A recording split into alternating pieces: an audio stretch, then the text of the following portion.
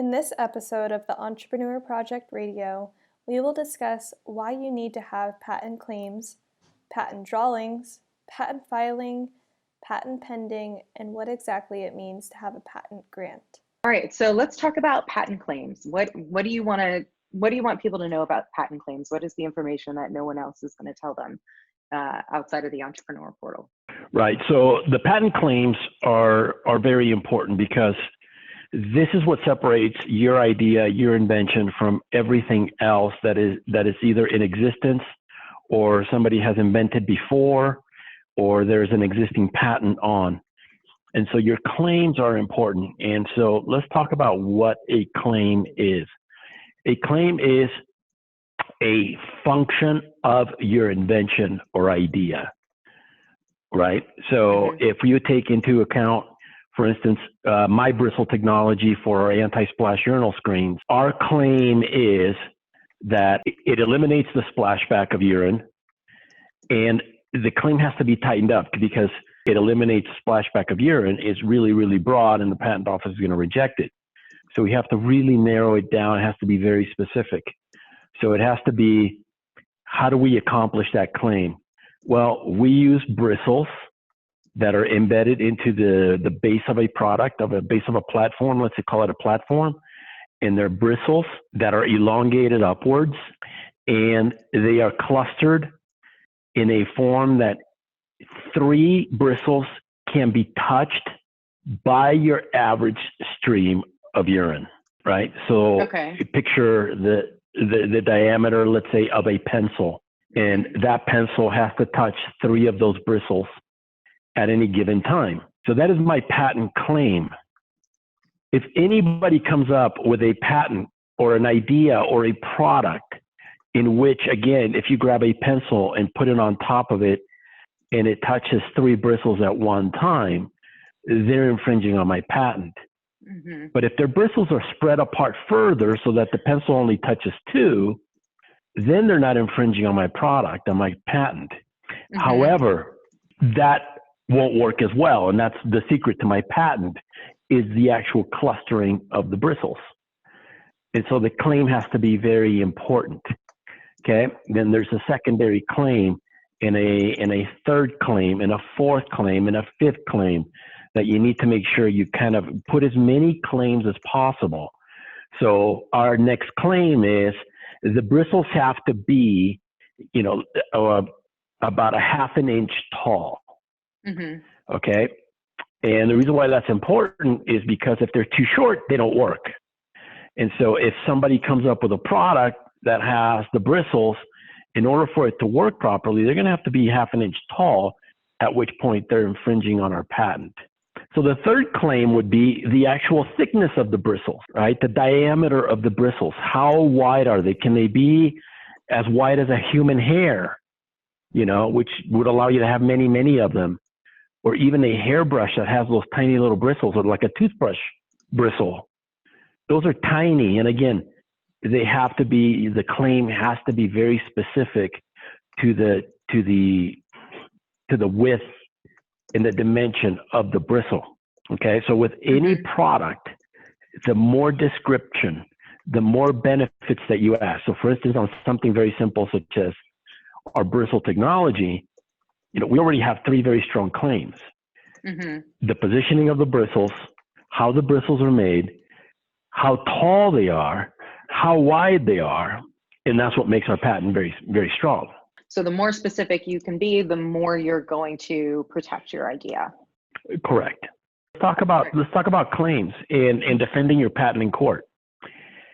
If you have a patent and the claims are very loose, such as, well, it has bristles, and the bristles are, approximately, let's call it 1 inch tall. And, there's really no count to them. But the patent office granted you that patent, and you're all excited because you got this patent. Well, it's a good thing because you have a patent, it'll scare some people. But the reality is, any good attorney, any good person that knows about patents is going to be able to say, well, that's a very loose patent. I could challenge them. Because then if you go to court with a very loose patent that's written very loose, you can't defend yourself very well. So the pro of getting a patent that's very loose is that you got a patent, but the downside is it's not a defensible patent. So in other words, if you want to defend your product and your technology and your idea, you're going to lose. So are there like a list, like when you think about putting together a patent claim, is there like a list of questions you kind of ask yourself to make sure that you're getting as specific as possible that maybe people who are taking this course can also ask themselves? Here's when a good patent attorney comes into play, right? Because you're hiring this patent attorney to be able to write what your idea is, to put it into words, to put it into writing. So you could even hire a writer, that will do the writing for you, or you hire an attorney that's going to do the writing for you, or you could do it yourself, right? But again, if you're a good writer, in my case, I'm a terrible writer. I couldn't describe my idea no matter what. But a good writer can describe the idea if you tell them the idea. So the questions are that you just asked, you have to be able to paint a perfect picture through words, through written words. Your story has to make sense. So patent claims are the story. What are you defining? What are you describing? What is it that you want the reader to understand? Because it comes down to the reading. Whoever's reading this thing has to fully understand that without looking at any drawings, without looking at anything, as close as you can to what is being described, what is being written about. So it has to be really, like you were saying, very specific, very visual language, very descriptive, something that can really paint a picture without actually having, I know we're about to talk about the drawing, but something that can paint a picture of your invention without someone having to see a drawing. Correct. The patent claims are very important because the more detail you have, the more specific you are, the better picture you paint with your words and descriptions, the stronger your patent is going to be. Now, again, there are strategies, and I kind of like to pose the strong strategy and then kind of the weaker strategy. So the weaker strategy is, again, you just want to get a patent no matter what. So you want to get it through the patent system, and you want to get it as loose as possible. It's not really going to hold a lot of water in court, but you got yourself a patent. And that patent can, again, for the most part, scare most people off. That's a patented product. I'm not going to go there. So it does have a purpose. And again, loose claims that are not too buttoned up can be very practical in that scenario. When I first started going down the patent path, and I would do a patent search and I would look for a drawing. And because I'm a visual person, and again, I'm not a good writer, I would look for a drawing that looked the closest to my invention as possible. And so I went on the false belief that the drawing was really what the invention was. So if you went to court, that drawing would, in essence, be the evidence that your product looked like that product. So therefore, it's an infringement or it's something along those lines. What I learned that nobody really told me and nobody really explains to me, and attorneys don't really talk about it, was that the drawing is kind of just there to kind of help with the description.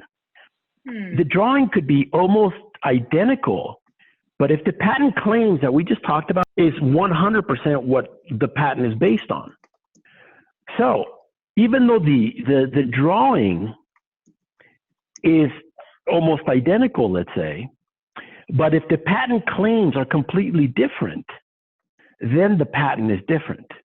And so that's something that's a bit of a pitfall that I stumbled onto, because I would see these drawings on the on my searches, and I would be like, oh well, there's one that looks just like mine. Oh, there's another one that looks like mine, and so I would get discouraged without really getting into the actual patent claims, which is the guts of the patent.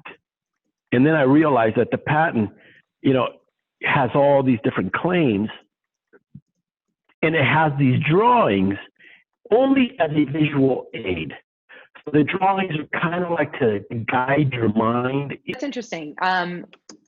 That's an interesting point for people to know, because I could see how it would be discouraging to do a search and see things that look like your idea and be like, oh, well, why am I even trying? But if you read the patent claims, you may say, oh, no one's thought of my approach to this or this special thing that I've created. Correct. And so the drawings give you a visual and allow you to kind of form an idea in your head as to what you're talking about. Because again, inventions could be extremely abstract, right? And so until you see some sort of drawing, you kind of get an idea that, oh, okay, this is kind of how the machine is going to work, or how the vacuum is going to work through those drawings. Okay, so let's talk a little bit more about the drawings. The drawings are not something that you can put together yourself and submit with your patent. It's something you're going to have to pay a patent drawing artist to do, because they're very specific as to how the patent office accepts and reviews and approves patent drawings. So for instance, any design is going to have certain arrows with footnotes that tie it back to the patent claims. So for instance, on my patented bristle design, and there are arrows that point, for instance, 1A is an arrow that points to paragraph 1A within the patent claims. The paragraph 1A in the patent claims is the one that talks about how the bristles are built, how they're laid out within a mat. And then another arrow is 1B. So 1B is going to associate the dimensions, how tightly they are clustered together, and that will be the second claim of the patent. That way, when a patent examiner or a layperson like me looks at a patent, you kind of put the drawing together with the written text, and it makes it more understand. I won't say very easy, because none of this is easy, but it makes it more understandable, so that somebody like me that doesn't have a ton of patent experience can put it together and kind of see that how this works and how the drawings tie into the patent. So this is an area where this is not a DIY part of the process. This is where you need professional help to get it right. And it's not very expensive either. You know, you could go to LegalZoom and have them put together the legal drawings for you, and put together the patent, and it's not expensive at all. The cost is going to be in the hundreds versus in the thousands, right? So a patent drawing is going to be $200-300 versus $2,000-3,000. The patent filing is kind of the ultimate step in the patent process, because that's when you've actually made the full commitment. You've hired your attorney. You've got your drawings done, you've got everything, and you're ready for your patent filing. And so this is a very important category and a very exciting category for any inventor, because you're about to submit into the patent office. And again, it's a time where you're going to have to pay your fees. You're going to have to pay your filing fees. You're going to have to pay an attorney to file it for you.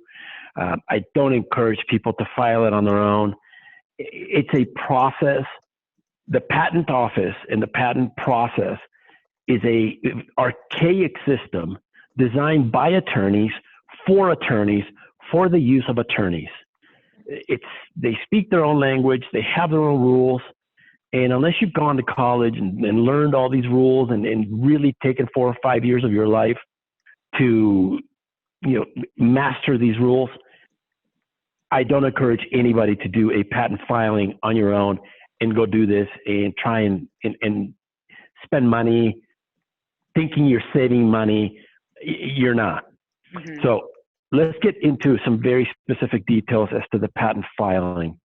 So again, you have done a lot of work to get to this point. You are now at the point where you're ready to file your patent. First thing you've got to do is, and maybe you've done it already, is secure the law firm, the attorney, the group that is going to file this patent for you. Okay. And we recommend, again, using a variety of resources that we have. But right now, specifically, I'm going to talk about using a very inexpensive option, which is LegalZoom. I've used very expensive attorneys. I've used moderately priced attorneys, and I've used a cheap service such as a LegalZoom, which they have done a fantastic job, just like all the expensive guys. And I didn't really experience a difference other than maybe the very high paid attorneys had more workarounds when it came to existing patents. They knew how to attack existing patents better and work around them better. So if you have a product that is going into what I call muddy waters, there's already 3 or 4 patents out there, kind of like yours. Yours is going to be stacking up against these. They could be interpreted as infringement. You want to pay extra. You want to pay that high-priced attorney because they are better at swerving, navigating around existing patent claims. A lesser cost alternative is LegalZoom. They're not as vast and, and experienced because you're going to be dealing with a specific attorney that gets assigned to you. And sometimes they're more of a junior attorney, which again, that's all you need. You don't need a super duper professional 40-year veteran. You could use a junior attorney to file a patent. So once you get your patent attorney set up, again, let's use as an example, LegalZoom, you're going to be contacting LegalZoom, getting the information to them. You're going to do the patent search. You're going to do the drawings. You're going to do the patent claims together with this law firm that they're going to assign you through LegalZoom. LegalZoom themselves are not a law firm. LegalZoom is a brokerage firm. When I go to LegalZoom and I say, I want to create a patent and it's a industrial product, they have a portfolio of attorneys that contract through LegalZoom that they're going to put me in touch with, and I'm going to work through them. So they're more of a brokerage, a service brokerage firm that's going to provide the correct attorney for your needs. You could hit it off with this attorney and have a great relationship and do even more business later.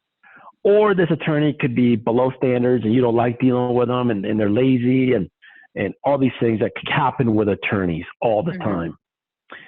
And so that's just the nature of the game with attorneys. So once you get that process established and you get your attorneys assigned to you, you're going to work closely with them. And they're going to do the heavy lifting for your patent filing. You're just going to confirm the claims, confirm the drawings, make sure that everything that is in those documents is what was in your head as an inventor. Those ideas have to make sense on paper. And so again, this is a crucial, critical part, because if you go into this, and let's pretend for a moment that the attorney didn't quite understand your claims. The person that draws the invention didn't quite understand the claims. And by the time you get the final product, it doesn't look like your invention or your idea. It doesn't look like it's going to work. You've got a problem, and you've got to make sure that you don't proceed. You've got to make sure that you stop everything and that you regroup and discuss why the finished product doesn't look and feel and sound like the idea in your head. The idea in your head, only you know it. So the idea in your head, you got to put that into 3 different people's heads so that they all do their job correctly. And again, whether it's LegalZoom, a high-priced attorney, or a regular attorney, everybody has to understand your idea. And at the end of the project, everybody has to agree that, yes, that is the correct idea. But you, as the inventor, are the ultimate arbiter. You're the one that can say, that is exactly what I'm talking about. That is exactly how I want it to work.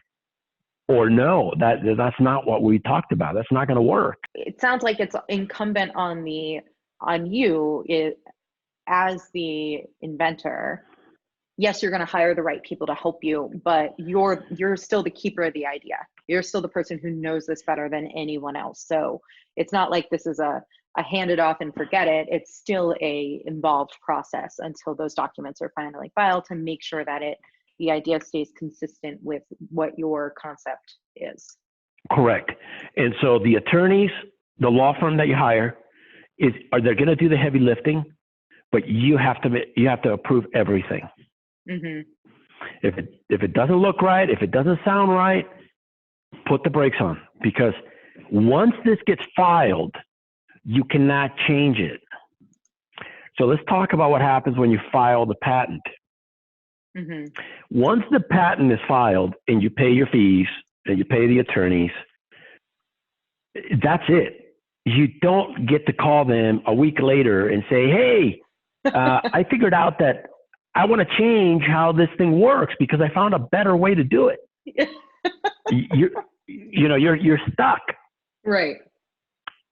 And you're kind of stuck on the attorneys can present amended claims, but that's going to be looked at after.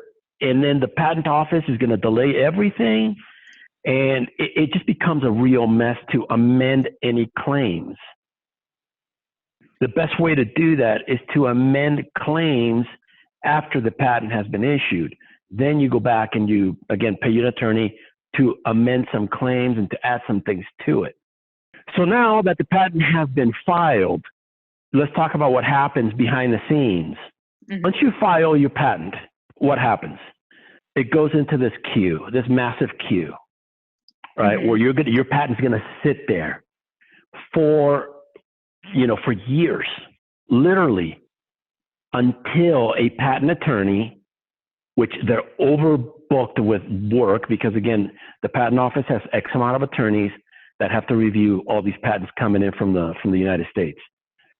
So what ends up happening is you go into this queue and you literally wait, and nothing is happening to your patent. Nobody's reviewing it. Nobody's seeing anything. Mm-hmm. And so it's going to sit there until it's assigned an examiner. They're called patent examiners. And that patent examiner is going to grab your patent and then begin to work on it. But again, this process can take 1 to 2 years for them to even get it on their desk. Mm-hmm. So this is something that is very important that I didn't know about patent filing. If you are a small business, and I think the threshold is you're a disadvantaged business, meaning you don't even have a business yet. You're an inventor. You don't have anything. You don't have Mm-hmm. 30 employees. Right. You've got yourself and maybe one assistant that's helping you. There's a way to fast track that and ask your attorneys about that. Oh, okay. So that's Say, really useful. Do I qualify to fast track my patent for $3,500? That's what the patent office charges these small entities to fast track the patent so that it gets reviewed faster and you pay $3,500. Because what happens is when you file your patent, it gets filed along with 30 patents that Apple just filed. Hmm. And Apple, because they file so many patents a month, they just get more attention. They're more visible. They have everything that is there versus me, Joe, nobody, who just submitted one patent, in 40 years versus you're competing against Apple. Mm-hmm. So the patent office grants that $3,500 expedited charge to get my patent to be looked at within, let's say, 6 months. I was not told about that when I filed my first patent. This is why I always say attorneys don't do the best job for you. Mm. They always just kind of do the minimum to get paid and move on, especially in the patent invention world. So you're always going to be your own best advocate. You're always going to be, and the more information you can have, like what you're learning in the Entrepreneur Portal, the better advocate you can be for yourself. Correct, because these are things that, again, not even the highest paid attorneys told me. Mhm. Hey, by the way, you pay $3,500, you could expedite your patent. What? I never knew that until 4 patents later. Wow. And so that's good to know. That's kind of a way of not jumping the line, but not getting buried behind these other massive companies who have tons of resources. It's a great nugget of information to have. Mm-hmm. A real big plus for just working with the Entrepreneur Project. Mm-hmm. Okay. So that was it on the patent claims. On patent filing. Okay, so Sorry, filing. Sorry. Okay. Okay, so let's talk about patent grant. Okay. So the patent grant. The patent grant is going to be very, very important. But again, it's the ultimate finish line for your patent that you're crossing of achievement. It's like you achieved your first goal.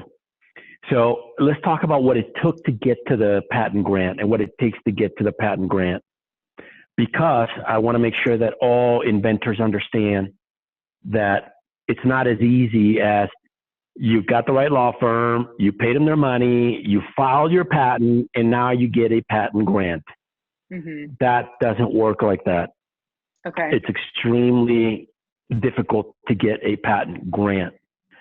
The reason why, let's talk about why it's so difficult to get a patent granted.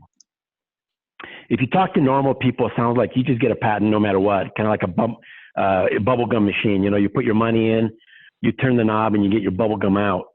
It's not like that at all. So when you file for a patent, and again, you go through the process, what's going to happen before your patent is even granted is you're going to get a preliminary response from the patent examiner. The patent examiner is the attorney the patent office assigns the patent review to. Now, you could get a really great patent examiner, and this is luck of the draw, or you can get a awful patent examiner that just is lazy, doesn't want to do the work, and it's easier for him to just reject than it is to approve. Mm-hmm. So what happens is, in that preliminary patent response, again, we're talking, if you're going through the normal process, it's been 2 years, you finally get a response from the patent office, and they're going to give you their claim objections. Okay. Unless your product is 100% new, and there is nothing in this world that even resembles anything close to it, you will get a patent approval out of the gate. The chances of that happening are probably less than 1%. Mm-hmm. The chances of your patent getting rejected, now remember, this is going to be very important. You're going to get your patent rejected, but that's part of the process. It doesn't mean you're done. It doesn't mean your invention sucks. It doesn't mean your invention is dead or your patent quest is dead. It just means you've reached the first part of the patent grant. And that first part of the patent grant is going to be that patent examiner rejecting your patent claims. With that rejection, they're going to state why they're rejecting your patent claims. Okay? Mm-hmm. Example, there was a patent in 1932 that was issued for a similar patent claim on a kind of similar product, but the patent claim sounds about the same. Mm-hmm. So either you change your patent, and this is again an opportunity where you can amend the patent as we had talked before, and you're going to have to change your claims. So you're going to begin with very specific, very good claims. They might get a little diluted at this point because the patent office is asking you to change it for whatever reason they saw. So your attorneys are going to take this. And again, this is a billable situation where you're going to have to pay money. So when you first hire the law firm, how much is it to pay for a patent filing? Well, that's $1,200. Very doable. But nobody talks about the patent claim changes, the rejections, all of the back and forth from the patent office. So there could be probably 5 to 6 to 10 exchanges back and forth with the patent office and your law firm, where the patent office has the first rejection. The attorneys change and amend and improve and fix what the patent office asked. They resubmit. The patent office takes that and they still see holes in it. They don't like the way it was done. They send it back. The attorneys rewrite it, amend it, change the wording, get it back there. And the possibility exists that at this point, the attorneys even tell you, you're kind of dead in the water. What the patent office is asking is going to make your patent useless. You won't have anything. It's diluting it so much that it won't even count. Or they'll say, yes, we can add some more meat to it. We can make it better and we can resubmit. So there's that exchange back and forth that goes through the grant process. And that could be costly because, again, even though you paid a filing fee to the patent office and you paid a attorney fee of $1,200 to your attorney, now you're in the $5,000, $10,000, $20,000, $40,000 just to get through those stages of the patent grant. And I just want to make sure all inventors know, where does the money go? That's where the money goes. And those are one of the pitfalls of inventing. So you shouldn't feel like, oh, I did my patent filing. I'm almost at the finish line. It sounds like, nope, prepare yourself for more review, more revision, more back and forth, more attorney's fees. This is another place where you're going to invest time and energy, and your patience might be tried a little bit, and your confidence may be tried a little bit as well through this patent grant process. Absolutely correct. And hence why we, at the very early stages of this project, we talked about the value of a patent.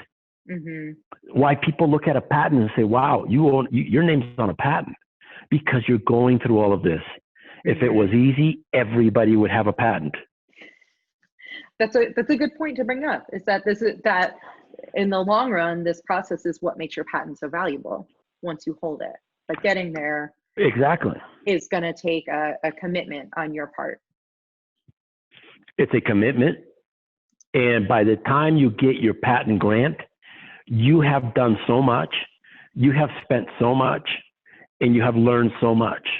Okay, so now let's talk about the actual grant. So now that you've gone through this back and forth, or if you're lucky, you've only had one back and forth. If you're unlucky like I was, you've had 6 back and forths, that took 8 years. But again, it all depends on luck and the examiner. My attorney kept telling me, I've never dealt with an examiner that was as hard-headed as this guy. And it just happens, it's just a luck.